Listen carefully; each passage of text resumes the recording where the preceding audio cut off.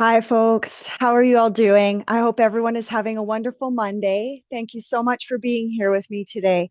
Here at Healing Habits, we have a dedication to continuing to educate ourselves and learn about things, all things related to health, mental, emotional, and physical. One of the things that I've been reading about a lot lately with the work of sorry, I'm distracted by my cute little kitty in the background. He's playing with some of my jewelry, I think. You better leave that alone, kitty. Some of the work of an esteemed doctor, Dr. Robert Lustig, and Dr. Casey Means, who many of you have been hearing from lately as a director of the Levels Clinic and also as the new Assistant General Chief Executive Officer of Health in the United States. And Dr. Mark Hyman, another functional medicine doctor that I'm a big fan of. A lot of their work really does coincide with some of the things that I've implemented in my own health journey that's been able to help me to release the weight that I've lost and get back my energy, my health, turn certain biomarkers around. And so I'm a big fan of their work. And I think that there's a lot of value that we can add to our own health journey by learning. And so I'm constantly learning whatever gems I can find to help level up my health journey. And one of these pieces that I was reading about recently is about processed food addiction.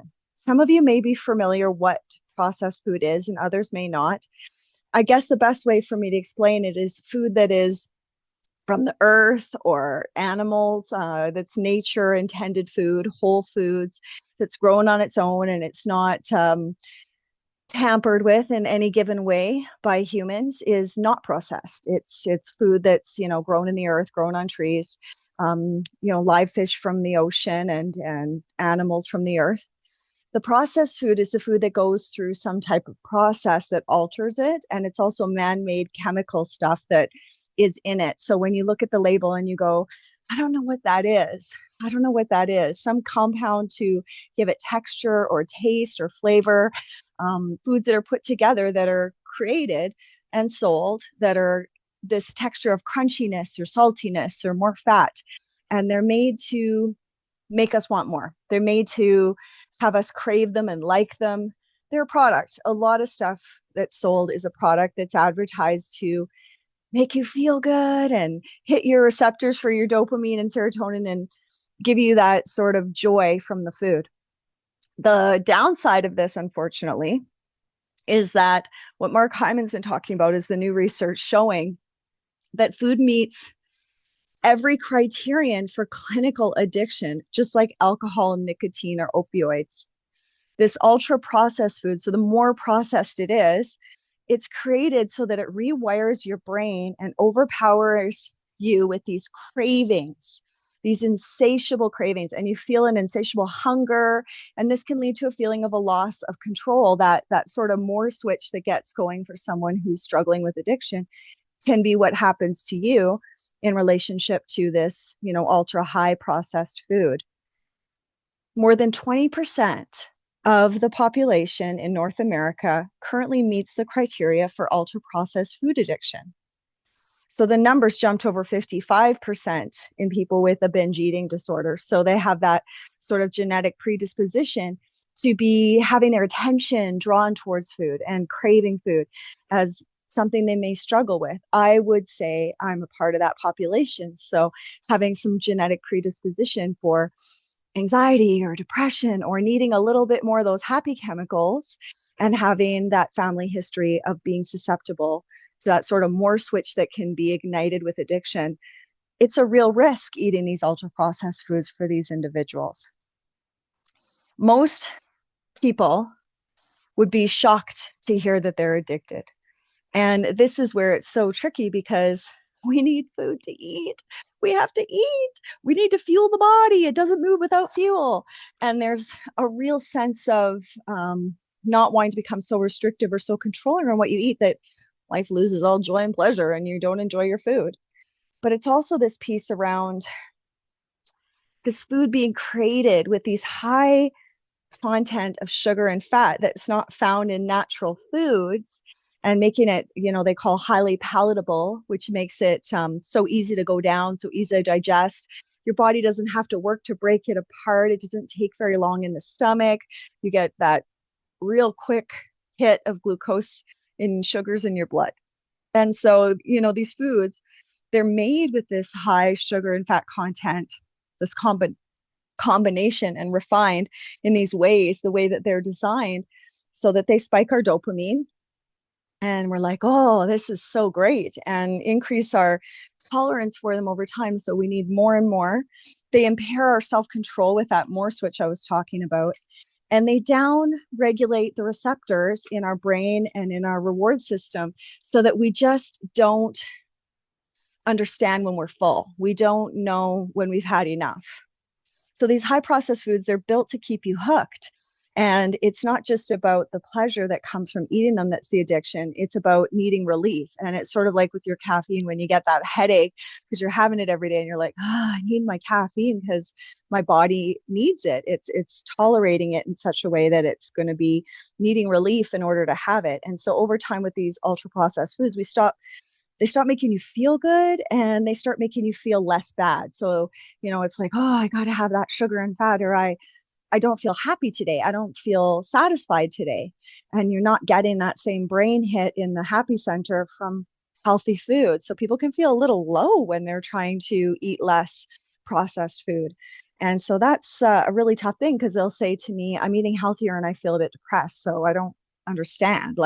Or I feel I'm eating healthier and I'm getting horrible stomach cramps, and I'm having, diarrhea, or I'm bloated.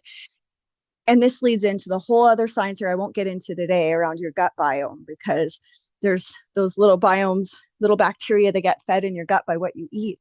And they also crave the high processed food when that's a large portion of your diet. So these cravings, just to feel normal and to function normally, it mimics that same reward loop that we see in drug addiction. And I worked in drug addiction in downtown Vancouver for over 5 years. I know this sort of itching for a fix type feeling of, I don't feel okay, and I have symptoms of discomfort, even pain, psychologically and physically, if I don't have this. And it mimics this. So the cravings can become hardwired in your body. Your brain reacts to, say, a donut the same way it reacts to a cigarette. They did fMRI studies showing that these visual cues of certain logos and smells and packaging, they just were lighting up in the brain in the reward centers, just like drug triggers do. And so the hunger never stops, because the signal gets broken in your brain as to when you're full.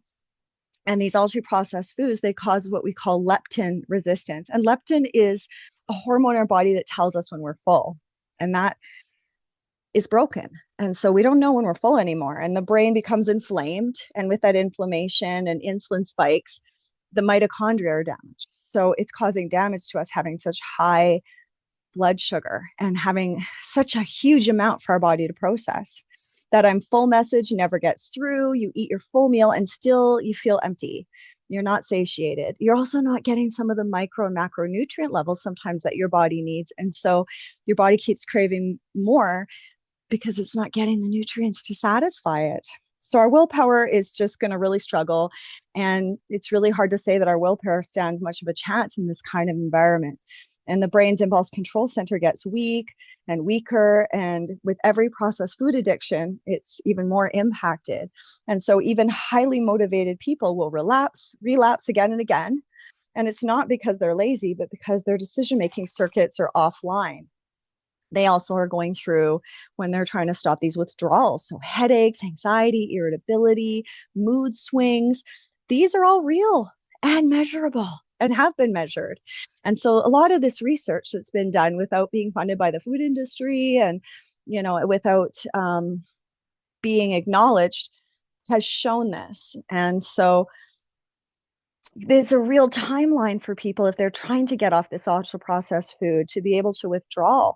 And the withdrawal process can mirror withdrawal from nicotine, alcohol, even opioids. So this may be a hard addiction for us to escape. It's everywhere. The cues are everywhere. It's very hard to not be in high risk situations socially and in your environment where the food is available.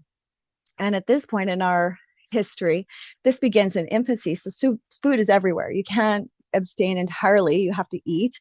You have to have your 3 meals a day. And there's so much social pressure. You feel very strange to try to say anything. It's quite controversial trying to educate people that their favorite snacks that they do not want to turn away from are going to affect them in this way. So it becomes a very hard thing to go against the norm in this area. And, this losing of weight in the body that people are trying to go through, biologically, our body wants to hold on to weight. It wants to keep the status quo. And so we have this backlash when we're trying to make these changes where we're having those cravings and it's very hard to get away from. And that can fuel the relapse that we have. And so for lasting change, I think a lot of individuals that are predisposed for addiction due to their genetics and other things with the serotonin needs in the brain that can differ from others need to treat this like an addiction. They need to treat these ultra processed foods like something they're addicted to. And that's very difficult to try to restrict your eating in this way and make these massive changes. There is a timeline, like with sugar addiction and all the different things that people have done for their health, where you're going to feel kind of crappy and it's going to be hard. And it takes some time to really detox your body properly. So it's not about eating less. It's about healing these broken systems in your brain from ultra processed foods with eating more whole foods, foods that were grown on the earth, in the ground. For those that are vegan or vegetarian, that'll be a choice. But also those that eat some meat and animal products, but trying to have grass-fed and grass-finished meat, because grains are made by man and they're ultra-processed and they're highly addictive. And having the food that you eat ingest them doesn't support your cravings and your recovery. So it gets tricky. It really does. Removing ultra-processed foods entirely is what's needed in this case, not just cutting them back. I know that we have a lot of addiction relevance around harm reduction, and some can do the harm reduction piece, the 80-20, there's no bad foods, and not restrict. But some, such as myself, have an unbelievable go switch inside for more when they get into eating these high fat and sugar foods, and they notice they crave them and hunger signals are messed up and satisfaction for food signals are not happening. And it is a real brain of addiction that's looking for that dopamine and serotonin hit. And if you're one of those people, and it's really hard for your body with ultra processed foods to heal those hunger hormones like the leptin and the insulin, managing the withdrawals with support, changing your environment and routines, nourishing your brain with sleep and movement and mindfulness. This is where food can become freedom, and you can turn to being in charge of your food instead of feeling like it's in charge of you, and start to recover from the addiction. If you're interested in learning more and some support with this, my regular psychotherapy rate, as per the College of Ontario registered psychotherapists, is $185 an hour.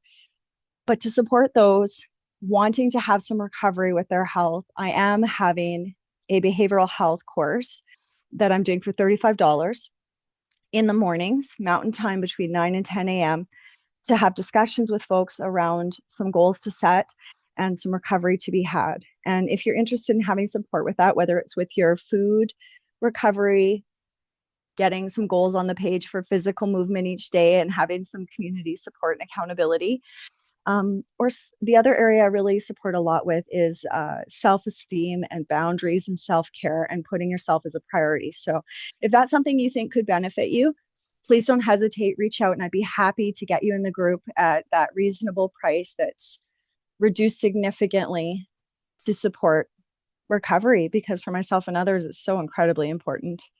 So if you're looking for some support, please don't hesitate to reach out. Deanna at healinghabitspsychotherapy.ca is my email. Thank you.